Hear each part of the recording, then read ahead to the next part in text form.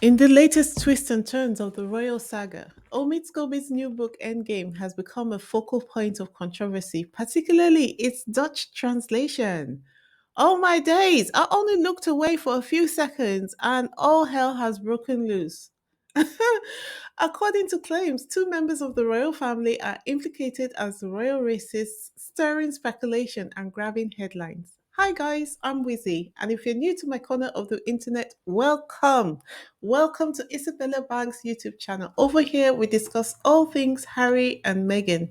So make yourself comfortable and let's get into it. The translated version of the book has been abruptly withdrawn from shelves, sparking intense controversy and curiosity about the identities of these alleged figures. Dutch royal journalist Rick Evers, who delved into the translated text, shared on ITV's Good Morning Britain that while the first name was very specific, the second one remains a little bit vague. According to the Intrigue, the book asserts that Taylor Swift turned down an invitation to perform at King Charles's coronation concert, despite the protestations of the derangers.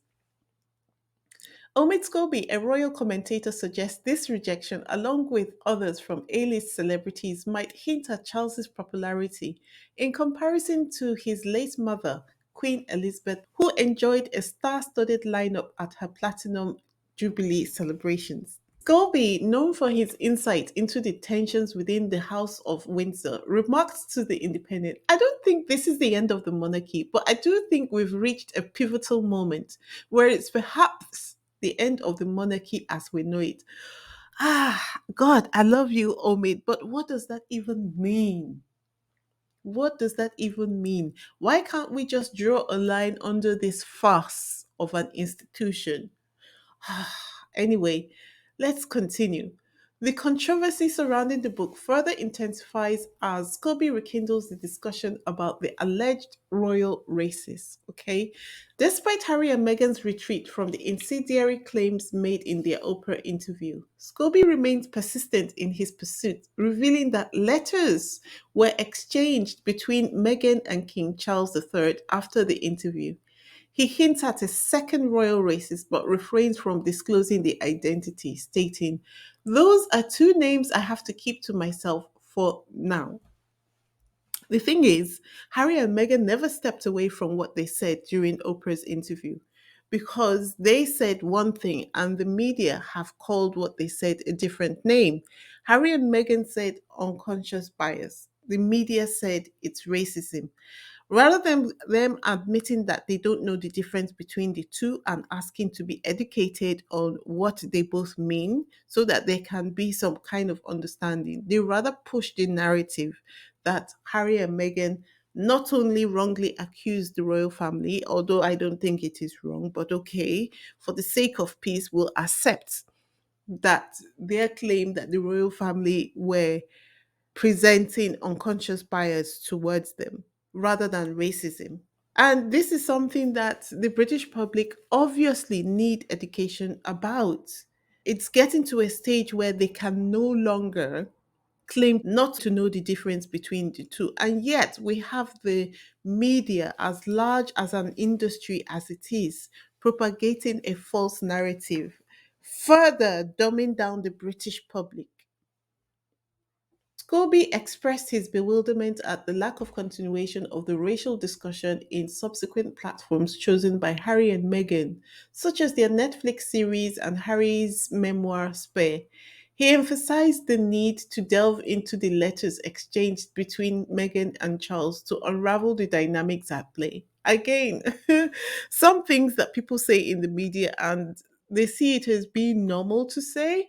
It's obviously a case of them being so involved in the environment that they've become desensitized to what is normal. Why is it seen as normal to want to see the details of the letters exchanged between Meghan and Charles? Am I missing something? Are they not allowed any privacy to resolve issues? I don't get it. I don't get it.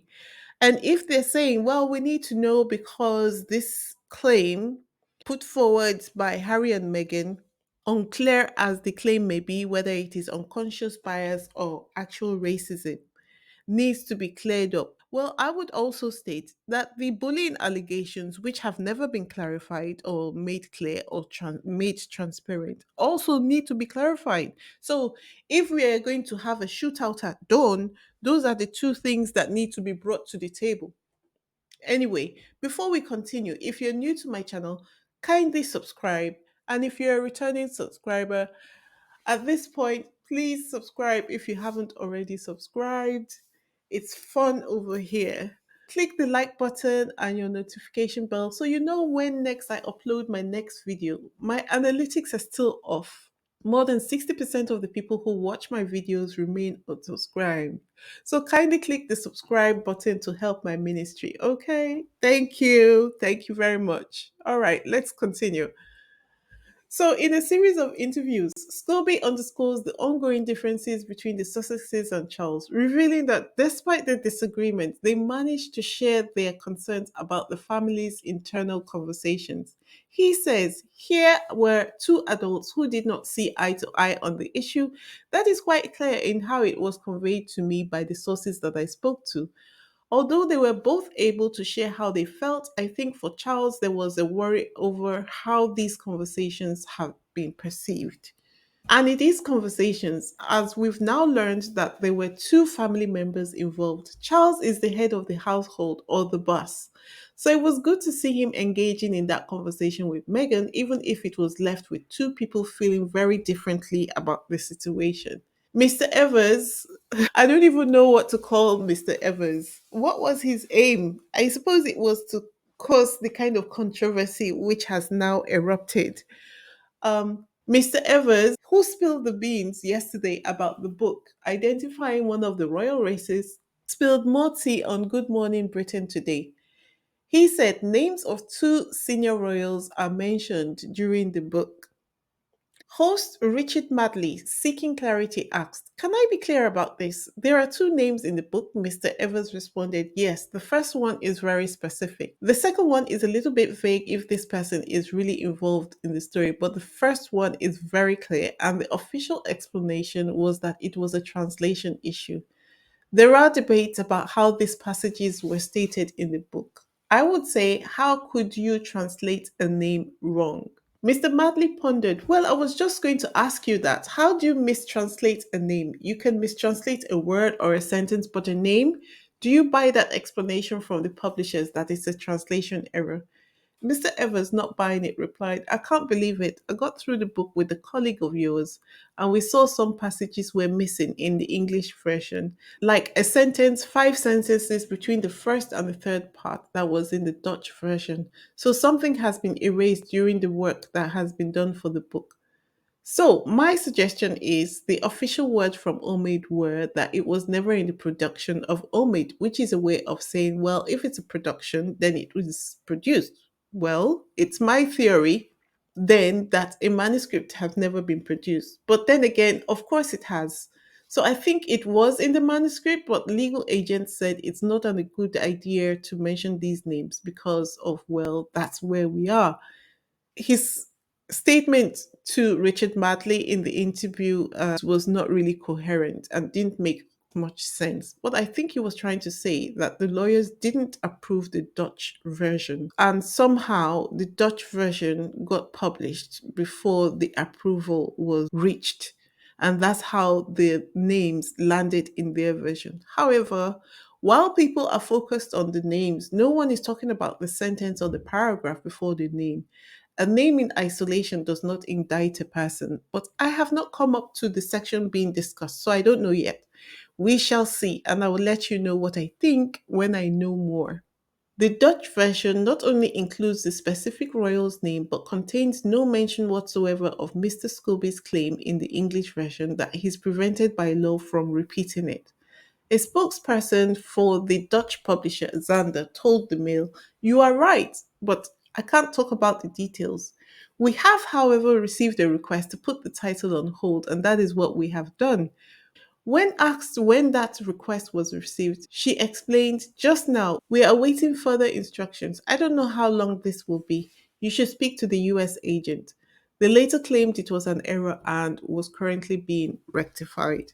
Adding to the confusion, Mr. Scobie told Dutch chat show RTL Boulevard that he did not mention a name in his manuscript. He added, the book is available in a number of languages, and unfortunately, I can't speak Dutch. So I haven't seen the copy for myself.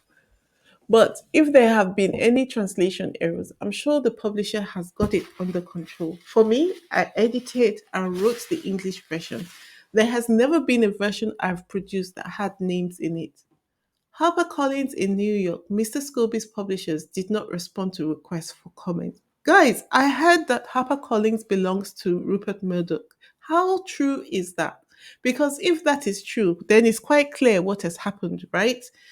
I mean, just from the stories we have heard so far, the whole thing smells of sabotage. Anyway, what do you guys think? Let me know in the comments. Buckingham Palace maintains its contemptuous silence on anything related to Endgame. A royal source told the Mail yesterday that it was thoroughly littered with errors that discredited it as a piece of journalism. It's just the way they continually position the royal family. My goodness. Anyway, Omid, Mr. Shady Boots, appears to have added a few jabs directed at King Charles as he claims that King Charles has bedtime temper tantrums if his pajamas are not pressed.